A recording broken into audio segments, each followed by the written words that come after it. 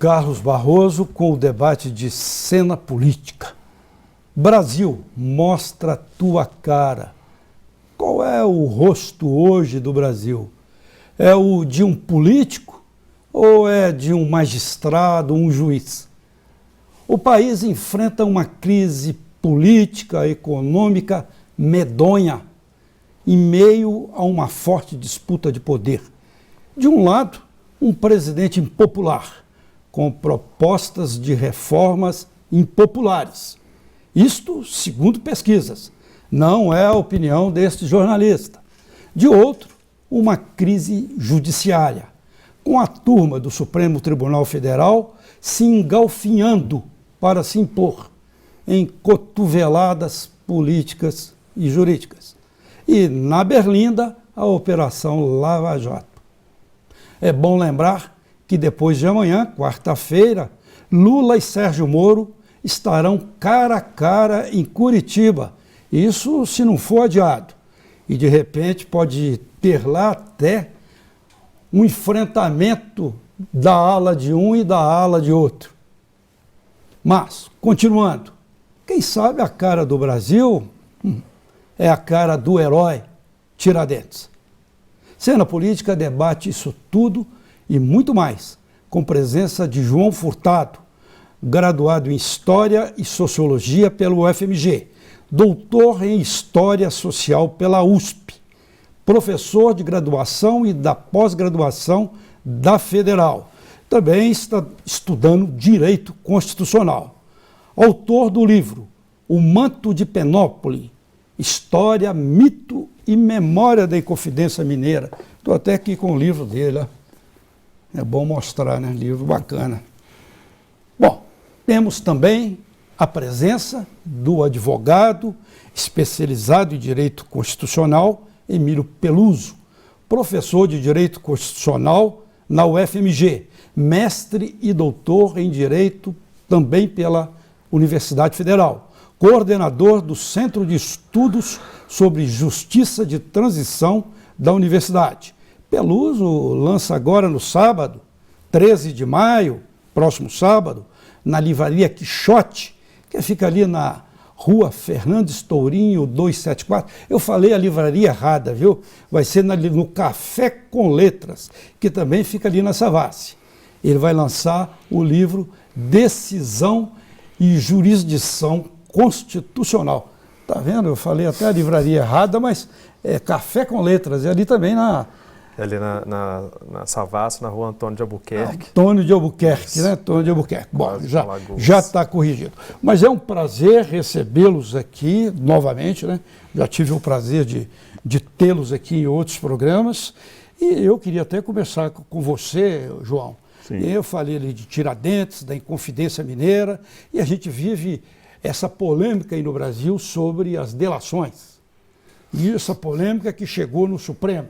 Estou dizendo que estão dando cotovelada um no outro lá, né? Não é mentira, né? Sim, não é mentira. Faquin, lá com a segunda turma, entra a presidente Carmen Lúcia e vai por aí afora, né? Sim. Delação da Inconfidência, que houve muita delação que levou o pobre do Tiradentes para a forca, os poetas e os burgueses lá para o exílio, né? Coisa e tal, né? Não sou um especialista. Sim. Mas resumindo, delação daquela época era próxima à delação de hoje? Não, acho que a possibilidade de comparar é muito pequena. Claro que, né? O Instituto é um instituto que tem a ver com a premiação de alguém que revela conhecimento sobre algum tipo de crime que estaria sendo praticado. Agora, há diferenças substantivas. A delação do antigo regime, que é o caso da Inconfidência Mineira, ela tinha muito a ver até com a remuneração. Tá? O caso do Silvério dos Reis é exemplar. Ele seria remunerado em dinheiro por uma delação que supostamente ajudaria a elucidar um conjunto de conspiradores, né? E, obviamente, isso na época tinha um conteúdo certamente de traição, de falta de lealdade, porque ele, Joaquim Silvério, tinha participado de todas as reuniões, de todas as articulações em relação a isso. Mas era outro direito, era outro tempo, era outra época, né? Mas iguais aos delatores de hoje, ele também estava querendo se livrar, né? Livrar a pele, né?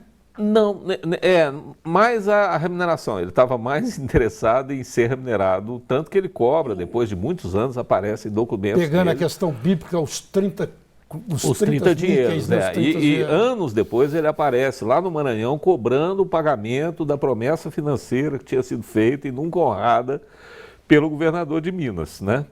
E hoje a diferença fundamental é que a negociação não é financeira. Os delatores de hoje, eles participaram de uma estrutura que praticou crimes e confessam a sua participação para elucidar a participação de outras pessoas em troca de uma redução de pena. Em geral, pena de prisão, né? Então, nesse sentido, por exemplo, até onde eu conheça, a delação não implica na desoneração, por exemplo, da devolução do dinheiro, né? Ou seja, a devolução do dinheiro tem que ser integral. O dinheiro obtido com corrupção, numa delação você não vai reter uma parte dele e devolver só um pedaço. Não. A delação tem a ver só com o cumprimento da pena, segundo a lei atual, contemporânea. Na época colonial, na época do antigo regime, não. Era tudo muito misturado. Por exemplo, havia penas de confisco de bens, né? Simplesmente, fulano atentou contra a coroa, atentou contra a rainha, cometeu crime de alta traição. A fazenda dele passa a ser da rainha, tá? Hoje isso é respeitado. Nós vivemos num Estado burguês, né? Um Estado de direito burguês. Então a propriedade hoje é preservada. Só se atinge a propriedade que resultou de crime, né? Então o patrimônio. Sérgio Cabral que roubou até o...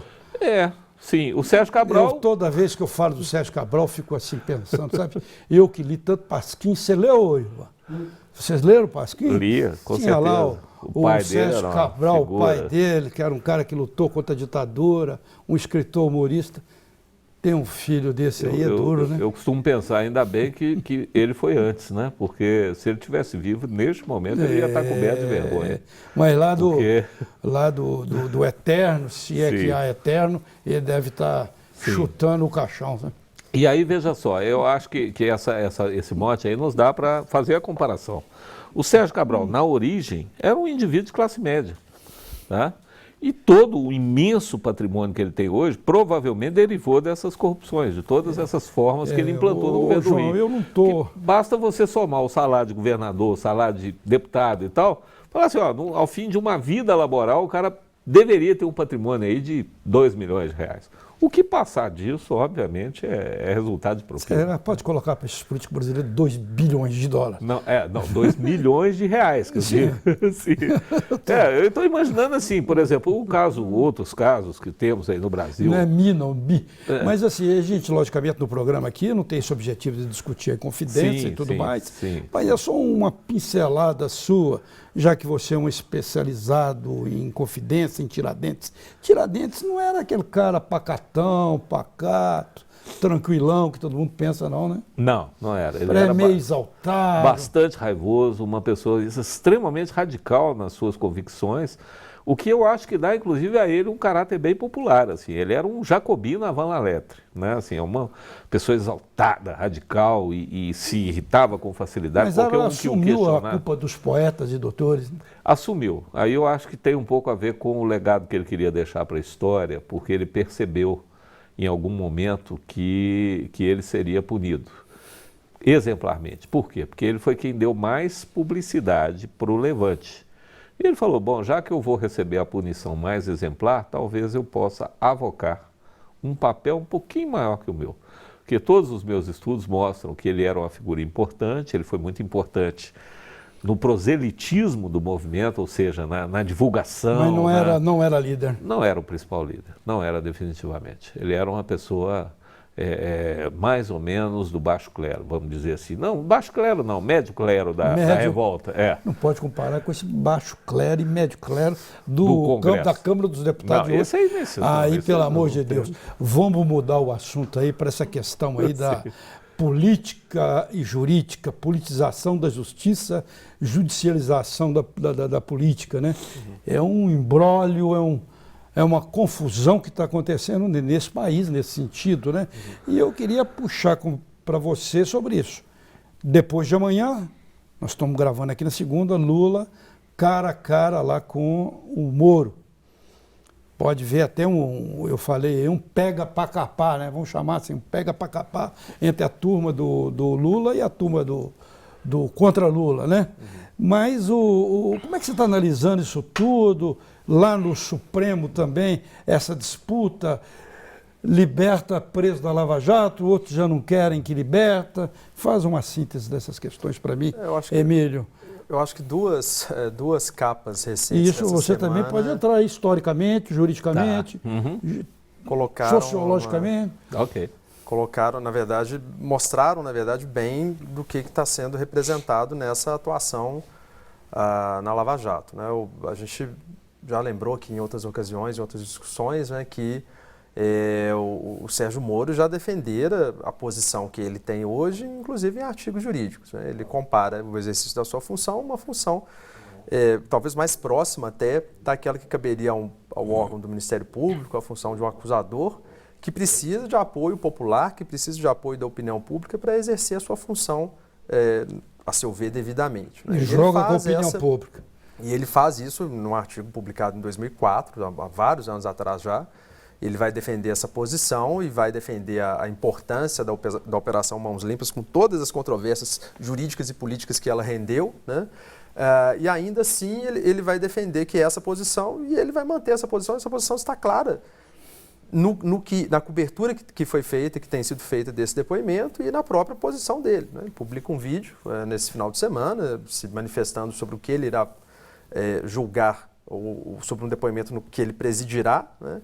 E as capas das revistas... Não é comum isso em justiça. Não é nada comum em qualquer país do mundo, né? O problema da judicialização da política, você levantou ele bem, ele não é um problema brasileiro, ele é um problema geral, é um problema que acontece até em países de tradição de common law em que deveria prevalecer a soberania parlamentar, ou que prevaleceu por vários anos. Canadá, Israel, Nova Zelândia têm enfrentado problemas em relação a esse exercício exacerbado da função jurisdicional. Agora, no caso brasileiro, isso está muito saliente, né? As capas das revistas Veja e Época, elas retrataram bem qual é a situação. A situação não é de alguém que participa e exerce a função jurisdicional num sistema acusatório em que ele recebe as provas, analisa as provas e profere julgamento. A participação se dá, na verdade, com envolvimento ativo por parte do juiz, né? As capas mostram lá, na verdade, uma luta entre o julgador e aquele que está sendo acusado, né? Se é isso entre o juiz e o político, né? Se é isso que está acontecendo, quem é que é o árbitro, quem é que é o julgador, então, de fato, dessa contenda, né? Então, assim, é uma situação que, pelo menos, ela precisa chamar a atenção pelo fato de que ela vai apontar que há excesso, sim, no exercício da função jurisdicional no Brasil. E aí, o que o Supremo fez, que foi muito criticado por isso... Onde você faz parte da Federal, mas a academia de todo o país tem essa visão, né, que há excesso. Mas é controverso, né? Carlos. Assim, isso não talvez o dissenso que hoje existe na sociedade brasileira, ele apareça também na academia no Brasil.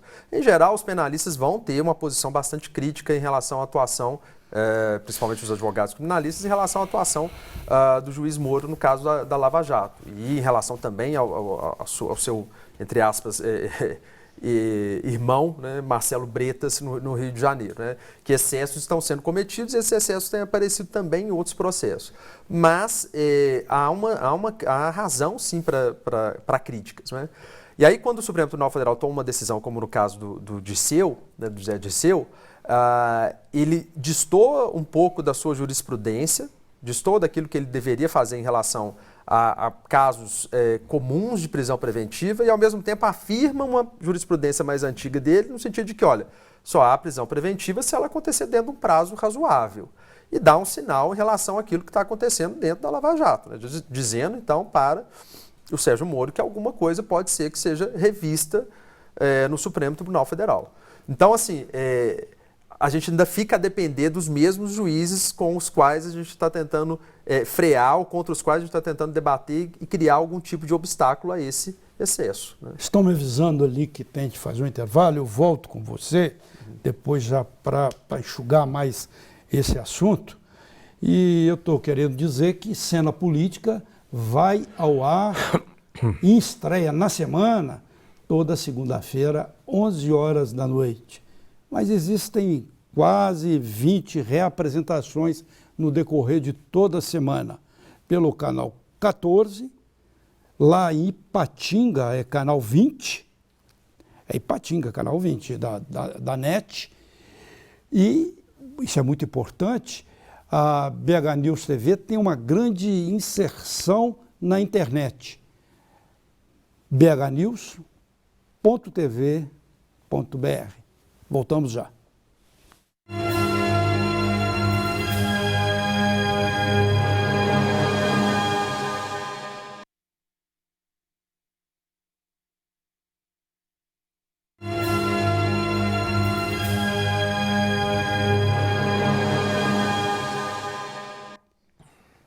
Prossegue cena política, debatendo a cara desse Brasil, a cara deste país.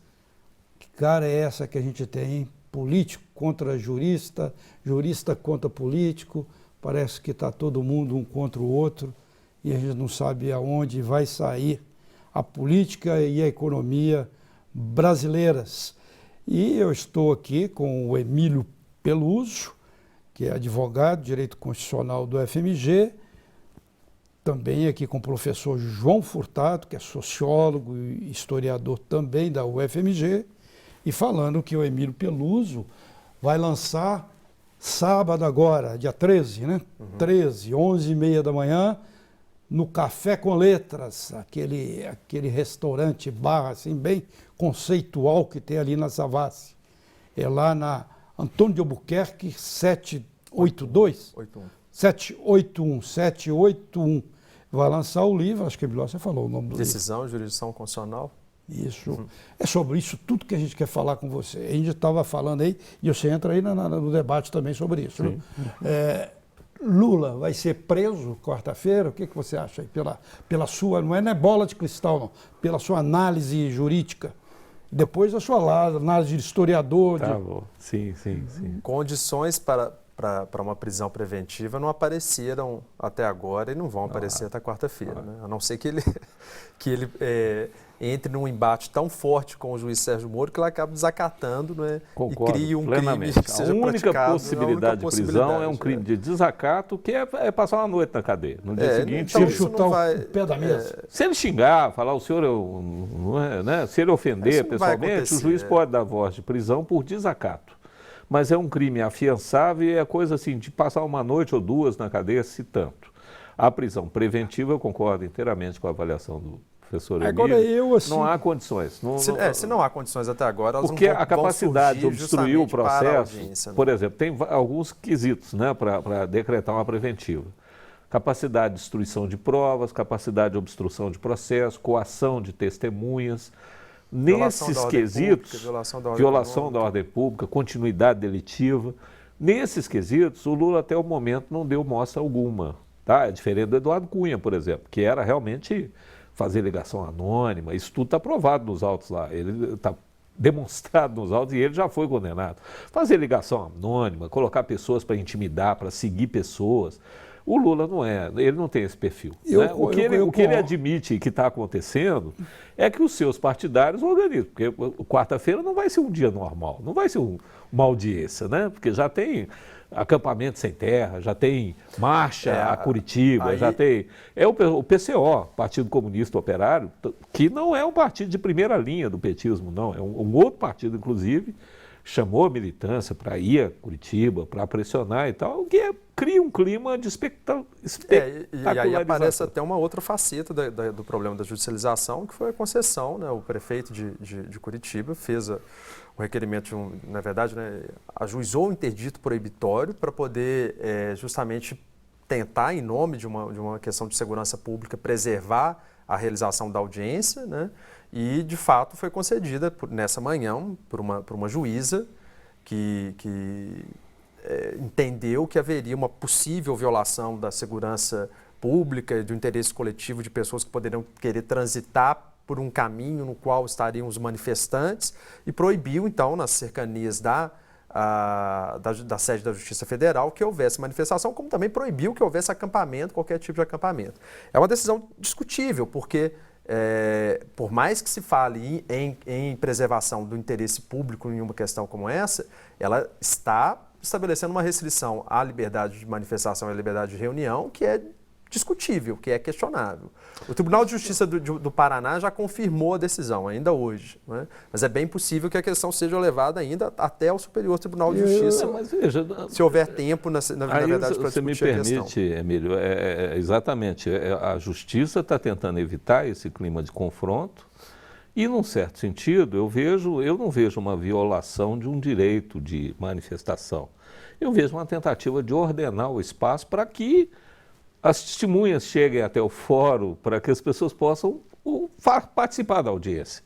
Então, eu acho que... ela proibiu as manifestações, ela não pura e simplesmente disse, olha, vamos permitir que haja manifestações mais longe da sede da Justiça Federal. Né? Ela proibiu que, por exemplo, acampamentos fossem estabelecidos sob pena de R$100 mil, um valor Aí teria que verificar o teor da decisão, ver onde que ela proibiu isso. Porque, no fundo, o que a gente eventualmente supõe que seria razoável é permitir que as coisas aconteçam com uma certa normalidade, porque isso me parece de interesse da própria defesa do Lula.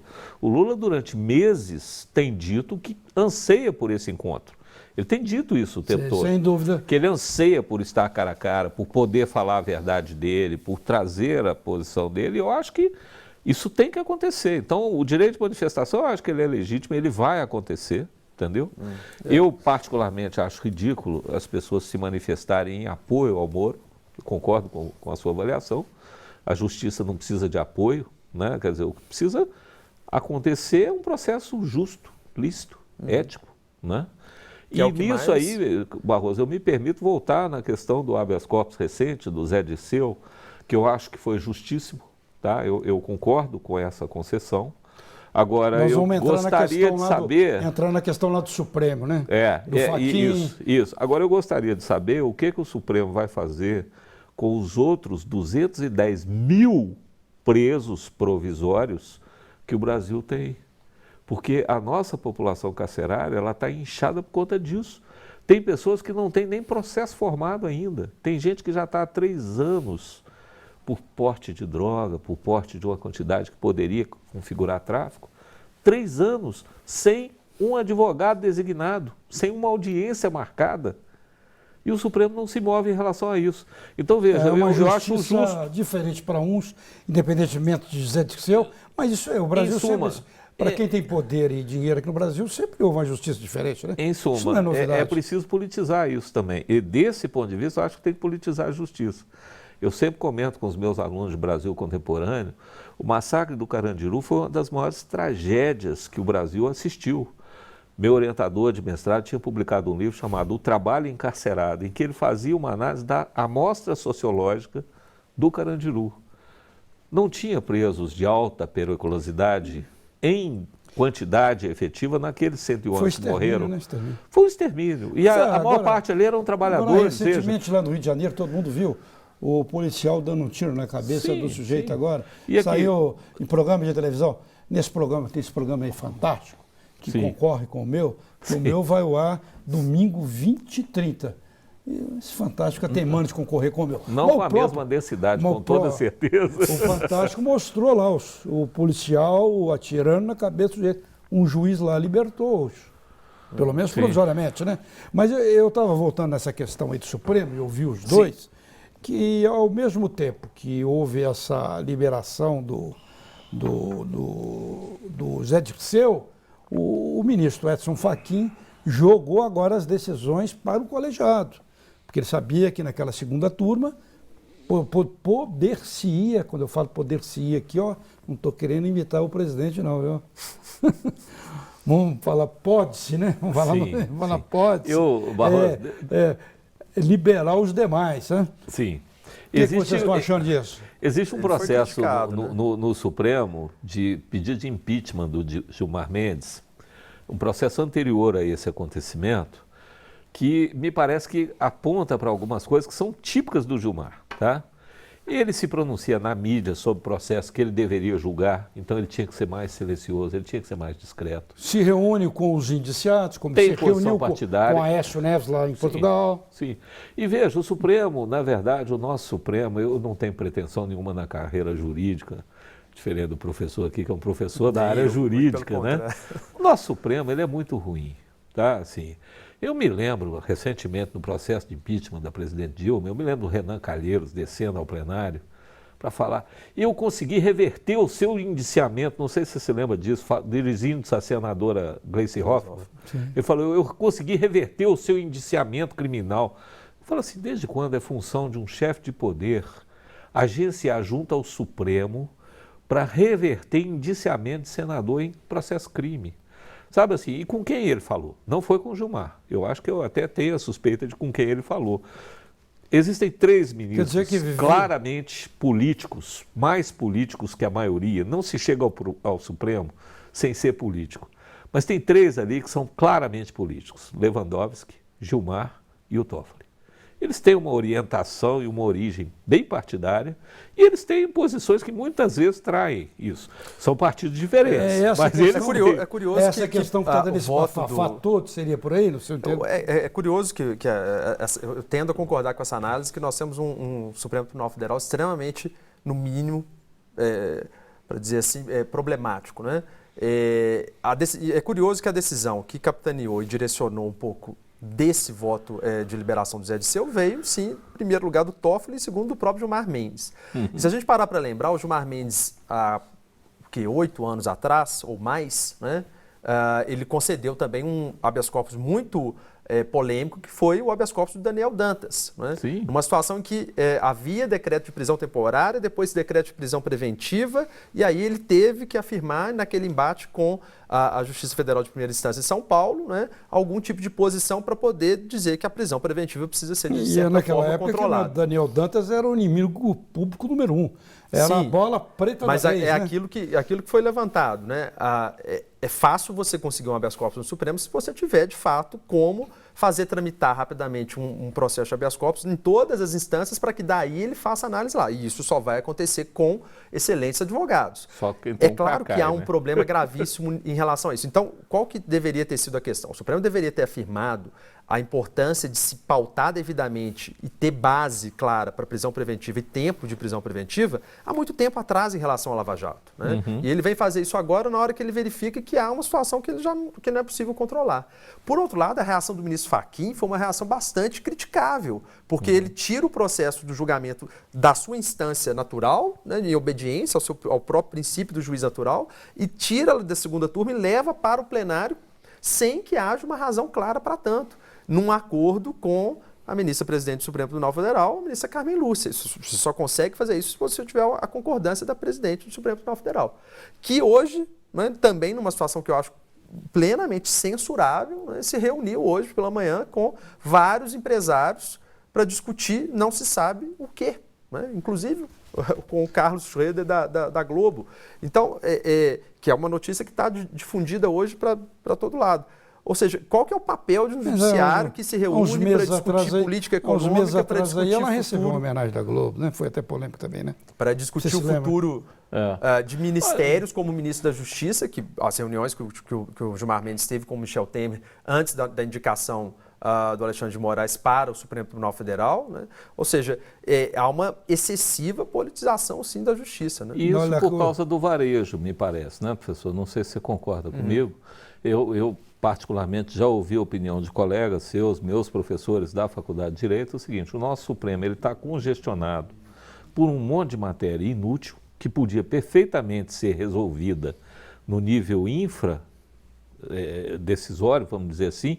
O nosso Supremo podia ser dividido, você ter uma corte realmente constitucional para julgar temas constitucionais relevantes e ter uma corte mais expandida, ainda que com esse mesmo status, para julgar ação criminal, questões mais de atacar, de varejo, né? Porque quando o Supremo se debruça sobre esse varejo, você veja a energia que eles estão gastando para tirar um dos 210 mil presos irregulares que o Brasil tem, estão gastando uma energia imensa para tentar se retratar, jogar para plenário, fazer e tal, quando podiam estar discutindo coisas muito mais importantes. Muito bem, eu vou ter mais relevantes. Fazer mais um intervalo. Alguém falou na ministra Carmen Lúcia, vou falar para ela deve acompanhar a cena política, ela é daqui de Belo Horizonte, que ela, quando era secretária do então governador Itamar Franco, e eu fazia a cobertura do Palácio da Liberdade pelo jornal Estado de Minas, Todo dia ela me concedia entrevistas, gostava de conceder entrevistas, de dar uma opinião. Não vá só na Globo, não, né? Vem aqui no Cena Política, ministra, presidente do Supremo, Carmen Lúcia. Cena Política, volta já já.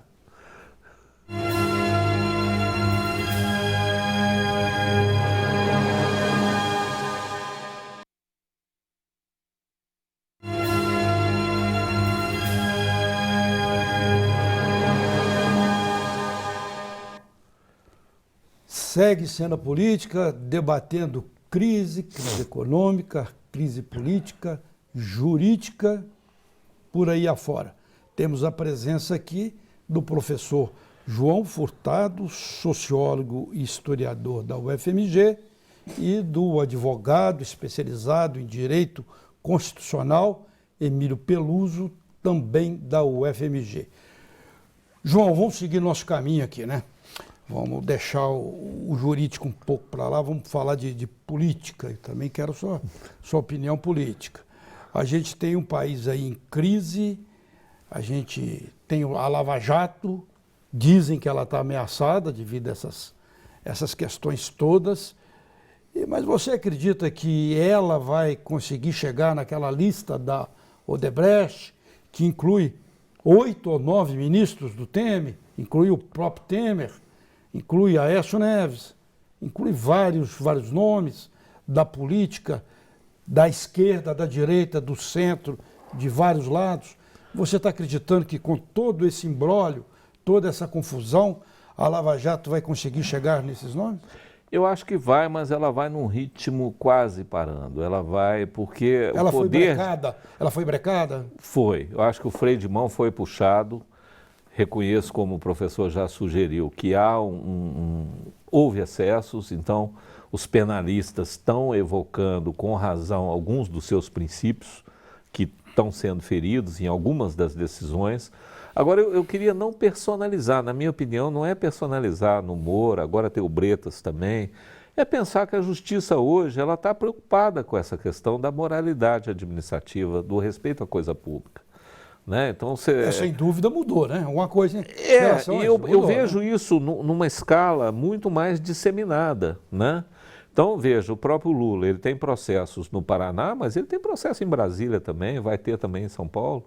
Quer dizer, por quê? Porque cada um está exercendo a jurisdição, né? E isso tem a ver um pouco com a coisa da justiça sendo investigativa. Não o juiz em si, mas o Ministério Público atuando como investigador, a defesa tentando destruir a acusação. Esse é o modelo que nós temos, eu acho que ele é lento.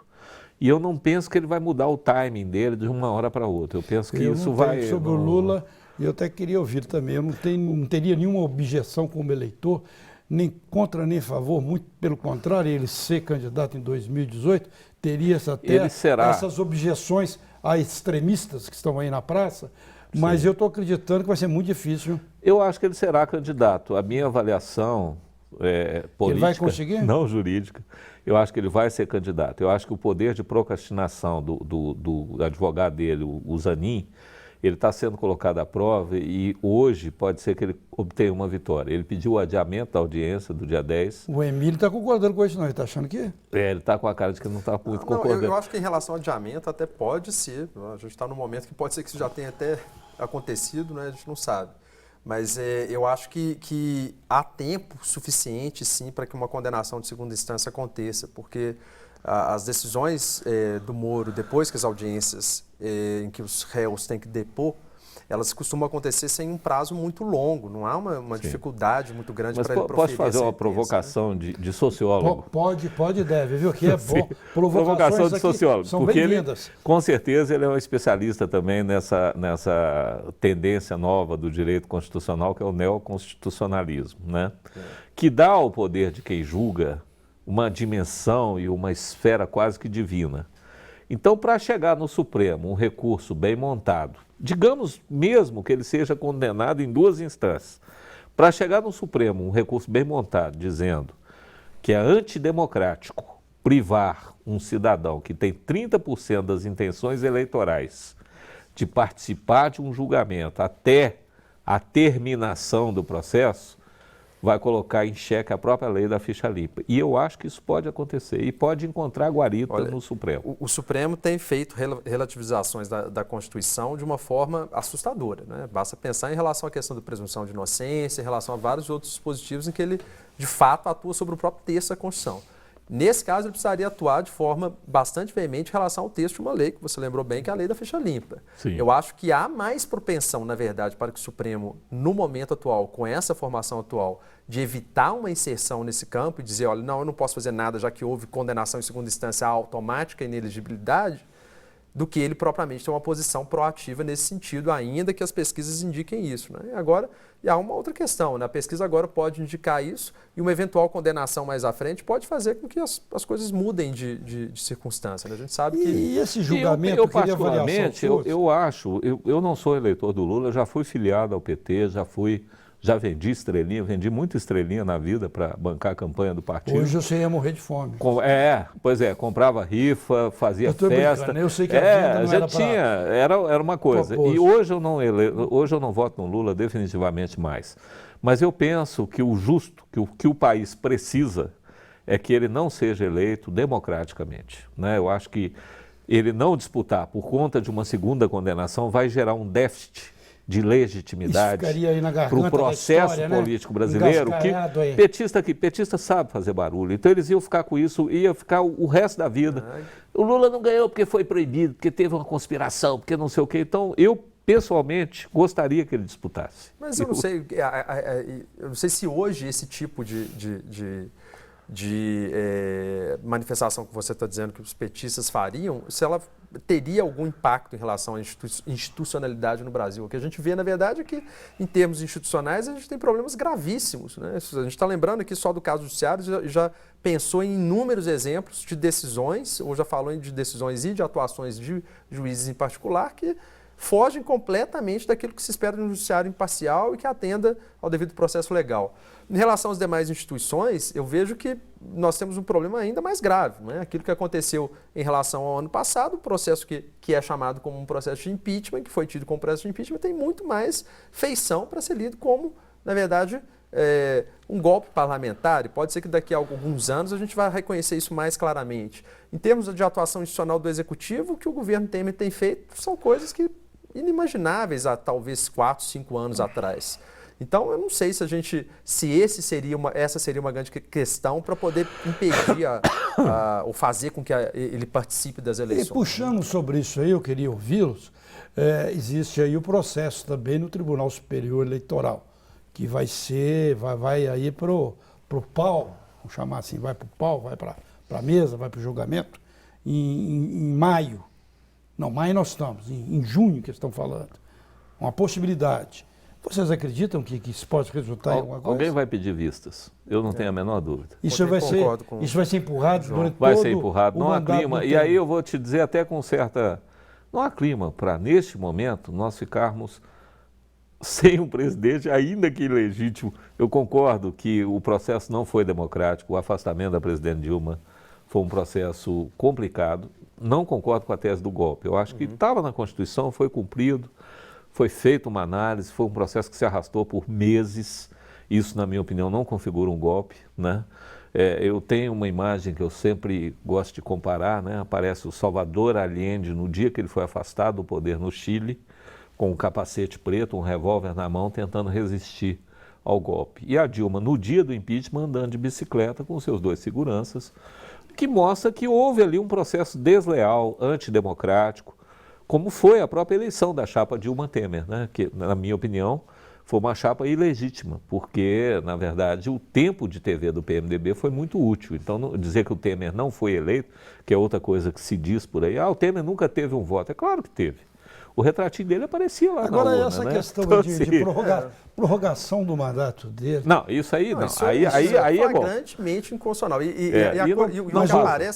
Mas o Sarney fez isso com uma mão atrás, outra na frente, com uma emenda constitucional num outro contexto, eu me lembro disso.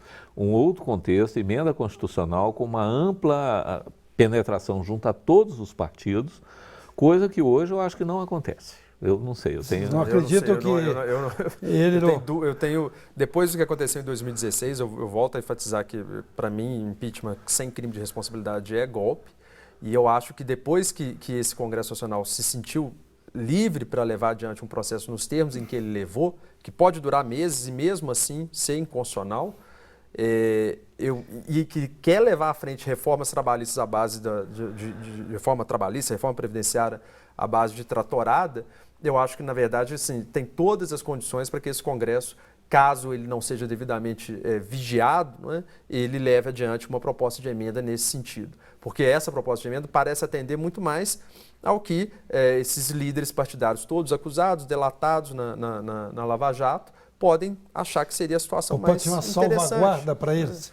Você consegue, no final das contas, manter, então, um presidente que também está envolvido nessas manter o fórum acusações, manter foro privilegiado, procrastinar ainda mais. A gente sabe que o Supremo vai demorar muito ainda para levar adiante todo esse processo, que é um processo extremamente complexo, são muitas pessoas envolvidas, e o Supremo gastaria um tempo muito maior do que a Justiça de primeira instância tem gastado, né? Não tem como o Supremo ficar só dedicado à Lava Jato como ele ficou em relação ao mensalão. Ele gastou muito tempo em relação ao mensalão, né? Fazer isso de novo agora seria novamente parar tudo em nome de um determinado processo, e aí a gente entraria numa circunstância muito complicada. Por isso que eu acho que é sim do interesse, né? Acho que tudo que tem acontecido nesse governo é mais ou menos nesse sentido. Olha, não é bem isso que nós estamos querendo, e aí quando vê, de um dia para o outro a gente tem a um balão de ensaio, mas esse balão de ensaio, na minha opinião, não vai decolar. Eu acho que assim como outros que foram balões de ensaio também, que não decolaram. Aquele negócio da anistia para o Caixa 2 está guardado em alguma gavetinha lá, mas eu acho que não vai passar. Então não tem perigo de ser tirado da gaveta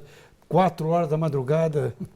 Mas aí veja só, aí você tem a salvaguarda das instituições. É por esse motivo, é outro motivo pelo qual eu acho que 2016 não foi um golpe. O Supremo monitorou tudo, o Supremo presidiu tudo. O Supremo não quer julgar o processo, a questão meritória, ele não vai julgar. Então, e ele já foi provocado para tanto. Então, mas veja, ele assumiu a função de coordenar a tramitação do processo. É como eu acho que ficou claro. Teve uma fala de um deputado que eu acho que foi muito interessante. Logo na abertura do processo do impeachment, ele viu lá sentada a Dilma, o Renan e o Lewandowski. Ele falou assim, olha, eu não sei como é que se pode chamar isso de golpe, nós temos aqui os 3 poderes da República reunidos numa mesma sessão para discutir um tema que os articula. Uma das pessoas está sendo julgada, mas na verdade são os 3 poderes, estão aqui nomeados, designados. Basta a gente pensar no próprio resultado final. Como é possível aceitar que, por uma expressa determinação constitucional, seja ignorada e alguém, então, seja condenado no processo de impeachment, perca o cargo, venha a perder o cargo e não seja inabilitado. Olha, vocês me desculpem, mas eu vou ter que fazer um intervalo e vamos deixar o impeachment para lá. No próximo bloco nós vamos falar da atualidade e tem que falar também do livro do João Pinto Furtado, O Manto de Penépole. Tudo sobre a Inconfidência Mineira, né? Sim. Tudo e mais alguma coisa, né? Mais alguma coisa, uma releitura. Cena Política volta em instante.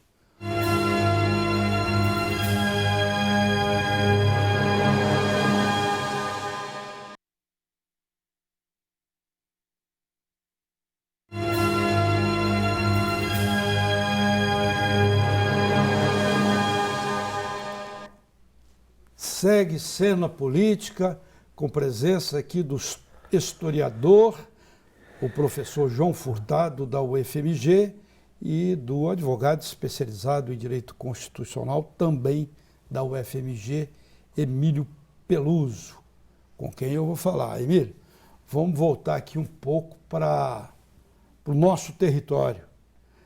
Houve, semana passada, essa decisão do Supremo relativa ao governador Fernando Pimentel. É uma decisão difícil de ser destrinchada, principalmente para mim que sou leigo. Eu entendi que o Fernando Pimentel fica no governo, mas não dependerá mais de sair ou ficar da Assembleia Legislativa, onde todos os governadores, pode ser de direita, de esquerda, de extrema-direita, não interessa o governador, ganha qualquer parada lá, né? Por causa das verbas, política das verbas. Analisa isso aí, ficou bom para o governador, mal, como é que é isso juridicamente? depois com a sua participação também, João. Sim. Ficou uma situação que não seria talvez a pior de todas, né? Eu acho que, na verdade, o que poderia talvez ter saído daquela decisão do Supremo foi que um eventual recebimento da denúncia estivesse automaticamente atrelado à suspensão das funções do próprio governador de Estado. A denúncia pode chegar e ele não perde a cadeira, não, né? O que o Supremo decidiu é que a denúncia é analisada, mas o STJ precisa também explicitamente deliberar sobre o afastamento do governador de Estado. Então é necessário que agora ele forme, que ele consiga, na verdade, uma maioria dentro do STJ de novo para evitar que haja o afastamento dele com a questão da solução sobre o recebimento da denúncia. Então, ao fazer essa separação, o Supremo tentou, de alguma maneira, contornar o problema e evitar que ele fosse decidido e resolvido tão somente pela Assembleia Legislativa. Mas esse processo é de muita delonga no Tribunal Superior? Eu creio que não. Eu acho que essa questão já está, de certa forma, com uma certa pressão no Superior Tribunal de Justiça nesse sentido. A gente tem que lembrar que o ministro Herman Benjamin que também está fazendo essa relatoria, então é bem provável que essa questão seja resolvida rapidamente. Ele está, inclusive, para aposentar, né? Sim. Ele está querendo liquidar tudo. Então, acho que é uma questão que não vai demorar para ser resolvida. Você acha que ele pode liquidar o Temer e o Pimentel? Quer deixar a gaveta vazia, né? Você acha que ele pode liquidar o Temer e o Pimentel? Seria até engraçado, né? Eu acho que ele tem ele deveria ter intimamente, talvez, essa vontade, mas ele não vai conseguir, não vai nem um caso nem outro. Eu acho que essas instâncias superiores, elas têm sido muito prudentes e muito cuidadosas em relação às pessoas que estão no Executivo. Você vê, o Pezão foi afastado, né? Teve uma decisão estranha recentemente em relação a ele, que é o seguinte, ele está afastado, mas pode recorrer em liberdade, no exercício do cargo, né? O Pezão hoje está afastado do governo do Rio. Dizem popularmente que não existe meio virgem, né? O caso dele, ele é meio afastado. A decisão eu achei um tanto estranha, mas é isso mesmo. Ele está afastado do governo do Rio, foi decretada o seu afastamento, porém, com o direito de recorrer em liberdade, no exercício do cargo, que seria talvez uma medida. Então, isso acontece. Por quê? Porque, no fundo, tirar um governador do exercício do mandato é uma decisão muito delicada. É muito complicado. Então, eu acho que no caso do Pimentel, eu acho que não vai haver esse afastamento, não. O que pode ocorrer é uma condenação e aí comprometer o projeto dele de reeleição. Eu acho que isso aí, a decisão do Supremo, num certo sentido, favorece isso. Ou seja, ele vai ser... Você acha que o Toninho Andrade, que está ali na boca querendo entrar, ele está igual o Temer quando estava com a Dilma, entende? Sim. Ele não vai conseguir, não vai levar essa não. Acho que nessa não. Nessa não. E o que é pior, né? Se for decretada, quem não sabe, é o vice, se for decretada a inelegibilidade do Pimentel, ele afunda junto, né? Aí vai ser uma virada na política mineira, vai ser uma virada de mesa na política mineira, porque o Toninho Andrade está apostando todas as apostas, todas as fichas na continuidade do governo, da aliança, inclusive, com o PT. Né? Mas aí, João, acho que tem uma questão que a gente talvez tenha que problematizar, que é o seguinte, porque a condenação, na verdade, do governador Pimentel aconteceria num processo em que ele especificamente é réu. Houve decisões recentes acho que foi do próprio Supremo Tribunal Federal, confirmando que uma condenação por foro privilegiado, ela equivaleria a uma eventual segunda instância. Então, isso geraria, na verdade, inelegibilidade para o governador Fernando Pimentel. Ela não acarretaria a inelegibilidade do Toninho Andrade. Então, acho que... Sim. Aí, porque não se trata de uma cassação da chapa, né? Se trata, na verdade, de um processo de uma ação criminal contra o próprio governador de Estado, que pode ter um resultado para o cumprimento do mandato. Mas eu esqueci de ir nesse ponto, que, na verdade, a condenação do Pimentel como réu inviabiliza politicamente a aspiração do Antônio Andrade. Sim. Essa que é o ponto. Porque aí ele destruiu pontes, né? Ele vai ser o destruidor de pontes. O PSDB, num certo sentido, se fortalece para ter o projeto de voltar, né? E, obviamente, o PMDB que sobrar vai ser o PMDB, né? O PMDB é o PMDB. Então, ele vai... Não tem Pimentel mais, não tem nenhum nome com força em Minas Gerais, porque esse é um legado ruim do Pimentel. Né? Os nomes para a sucessão em Minas Gerais, todos estão com dificuldade. Aécio, Anastasia, Pimentel... Sim, mas eu estava pensando no caso do PT. O Pimentel, ele deu uma fritada no Patrus. O Patrus hoje é um político que tem ainda uma reserva do partido, uma reserva moral e tal, mas ele está cada dia mais com cara de Eduardo Suplicy, entendeu? É aquele cara que vai ter sempre o mandato que ele quiser, mas não mais para majoritário, porque ele foi muito fustigado nessas articulações todas, né? Então, não sei se o Patrus hoje tem estatura para disputar o governo de novo. Estão me avisando ali sobre 3 minutos, infelizmente, para terminar o programa. E eu queria aproveitar e bater uma bola rápida com vocês aqui. Você falou o negócio da ponte aí, né? O programa do Temer é Ponte para o Futuro. Não. Essa ponte aí da Previdência, vocês acham que ele vai construir essa ponte? Vai conseguir? Eu acho que essa ponte para a década de 90, né, essa ponte neoliberal que ele está tentando Mas ele vai conseguir emplacar a reforma? Eu acho que sim. A força que ele tem, pelo menos na Câmara dos Deputados, é uma força que ele já conseguiu, já demonstrou, né? Ainda que haja, que nós tenhamos movimentos populares tentando se opor à reforma da Previdência, eu acho que, na verdade, a força que ele tem na Câmara é possível também que ele consiga no próprio Senado Federal, né? Ainda que o Renan crie algum problema para ele lá. Então, eu acho que fazendo os acertos que ele tem tentado fazer, os acertos na ótica dele, né?